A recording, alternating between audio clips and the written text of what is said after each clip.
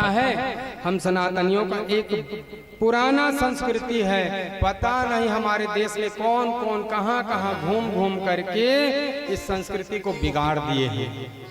ये जब तक बेटी जात हवे नहीं है, जब तक दाई मन बेटी मन, ये सब बेटी हरे काकरों का सब बेटी चाहिए। इमन जन्म से मालूम है पूजनी हरे सब जान, हमन नहीं होन पुरुष में जन्म से पूजनी, लेकिन हर नारी हर कन्या जन्म से पूजनी है। अच्छा एक बात बताइए, यहाँ बैठे उनमें से कितने लोगों के कुल में कितने लोगों के समाज में जब बेटी का विवाह होता है तो आगे पारात में रख करके बेटी और दामाद का चरण धोते हो, कितने कुल में चलता है? ईमानदारी से हाथ उठाइए। कैसे तुम्हारे घर नहीं चले वो है? हर हिंदू के घर चलता है ये, हर हिंदू के घर का नियम है ये, किसी एक की बात नहीं, हर सनातनी के घर का नियम है ये।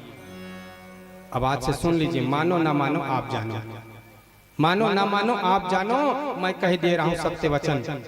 जिस दिन आपके घर बेटी जन्म ले उसी दिन से उसके चरणों को अपने माथे पे लगा लेना। माता पिता सबको बोल रहा हूं, माता पिता को ही प्रणाम करना है अपने बच्ची का जी।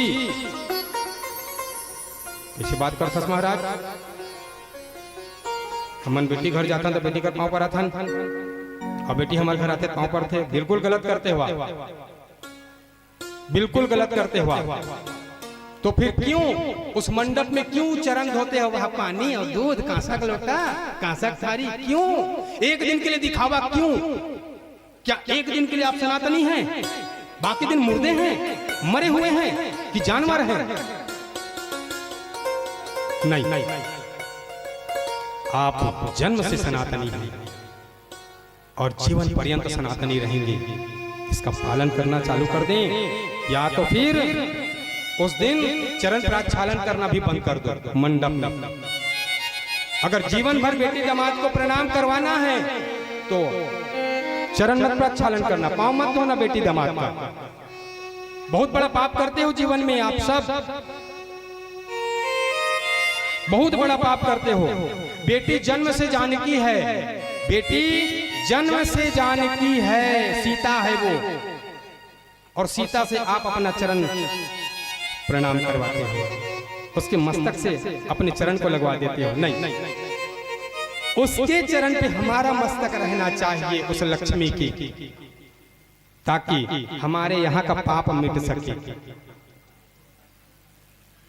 इसलिए हाँ, शुरू से जब प्रणाम करते रहेंगे बिटिया का तो फिर उस दिन चरण प्रक्षालन करें। अब जैसे आप लोगों के कुल रीति में नियम है, भैया हम तो ब्राह्मण हैं, हमें जो सही लगता है नहीं, जो हमारे शास्त्र कहते हैं वो बात हम कह देते हैं। हम अपने मन से तो नहीं कह रहे हैं, जो शास्त्र वेद कह रहे हैं उस बात को कह दिए रहे हैं।